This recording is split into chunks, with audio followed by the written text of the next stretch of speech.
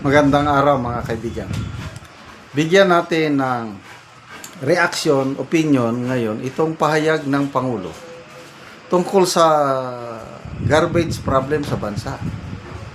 Sabi niya, ang problema ko ay walang basurahan.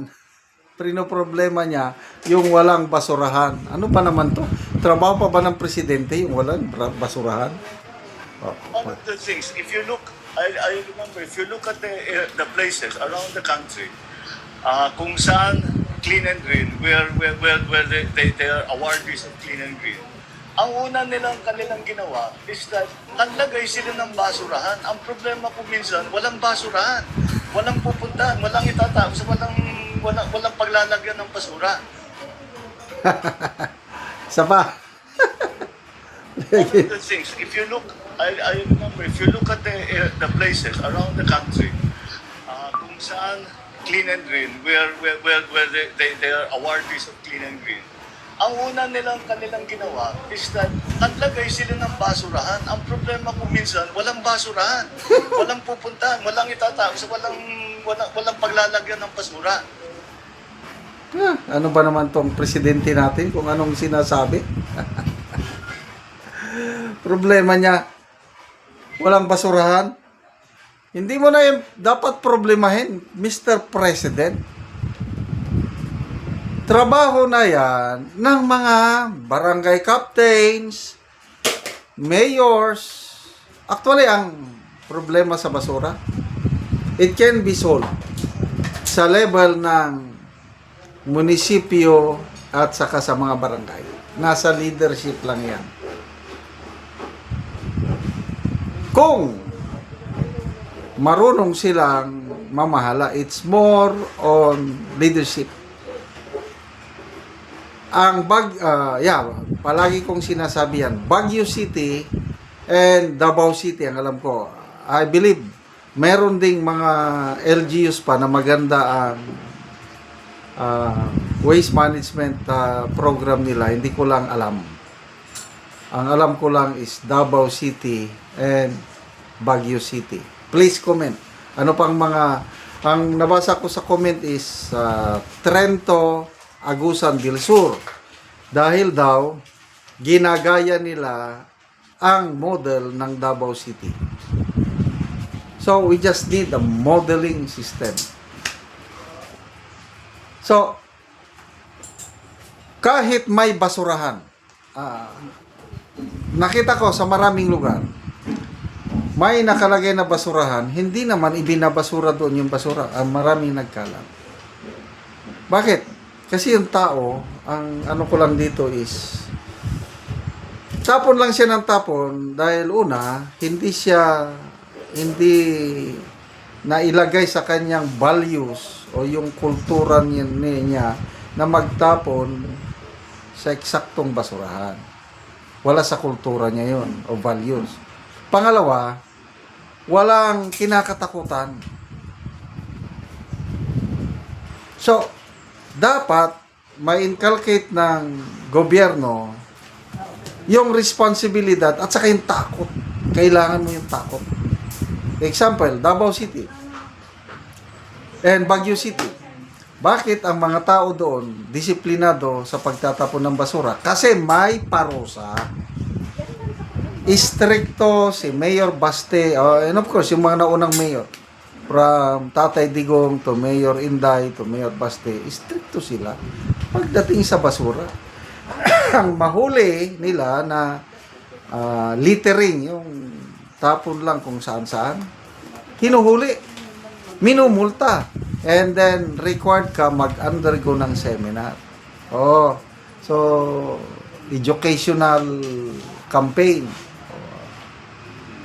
So, over the years, ang Davao City, again, Baguio City, na-inculcate na sa mga residente doon na wahag magtapon ng basura kung saan-saan dahil malilintikan tayo kay Mayor. So, ganun lang yun ang solusyon sa tingin ko. Makakatulong, maglagay ka ng basurahan, kailang dapat sabayan mo ng kamay na bakal. sabayan mo ng good governance para ma-resolve itong problema natin sa basura. Again, nakakaingit sa US, every time bisita kami ng wife ko sa aming anak doon, napakalinis. Wala talagang nagtatapon kasi na-imbibe na ng mga American citizens yung hindi basta-basta magtapon. Yung lugar ng anak ko, every Friday pupunta na doon yung mag-pick up ng basura. Ang mga tao sa subdivision, ilalabas na nilang basura nila. Pagdating ng truck, kakarga na ng basurero doon, tapos iwan na naman yung ano. Ganon. May systematic approach sa dito sa atin. Minsan ang garbage truck hindi darating. Kaya yung naipon na basura kinakalkal na ng mga aso. Kaya ang naging basurero ang mga aso kasi bubutasan na nila mga plastic na naipon. Kasi hindi dumarating ang truck ng basura. Samantala, napansin ko sa Baguio City, pagdating na ng araw na yon, yung anong schedule ng yung lugar, meron na silang meron na silang siniswelduhan na tao na naghahanda na ng basura. Nung tinanong ko yung tao na, ay, sino bang nagsusildo sa inyo? Barangay. Barangay ang nagsusildo sa kanya. Sabi ko, wow naman. Kasi nakikita ko, yung araw na yon, alam ko na yung pag-ano ng basura, hinahanda na yung basura. Para pagdating ng garbage truck, na nakahanda na file na, karga na ng karga. Napakano. So, nagtutulungan barangay at saka city or munisipyo. Solve ang problema sa basura sa pamamagitan ng magaling na mga barangay officials at saka municipal officials. So, hindi mo na problemahin, presidente ka, problemahin mo. Problema ko, walang basura. Ano bang klase presidente natin? Salamat mga kaibigan sa inyong pagsubaybay sa channel nito. Nakakatulong kayo ng malaki sa tribong Talandig ng Bukidnon dahil ang sweldo natin sa channel na ito is pantulong po sa tribo. Namimigay tayo ng libreng yero at pako para makapagpatayo sila ng mas maayos na tirahan. Panoorin nyo ang video nito. Dire sa balay ni Potensiano Tiguman nga taga barangay Tikalaan Purok Tristan Alahay Talakag Bukidnon. So mo na ni ang gitabang nga yero nga ilang giatop karon.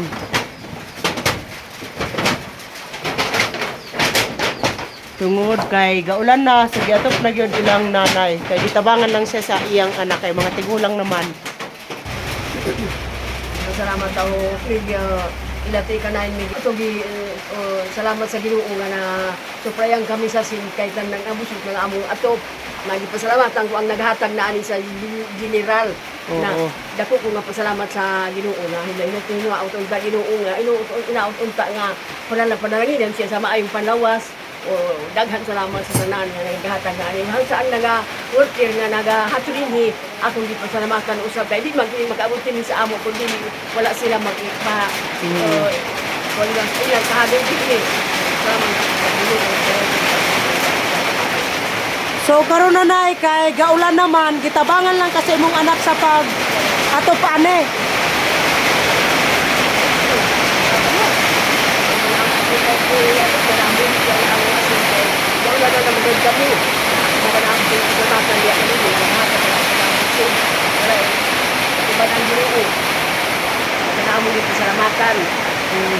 So pila na to katuig nanay ang inyong atop?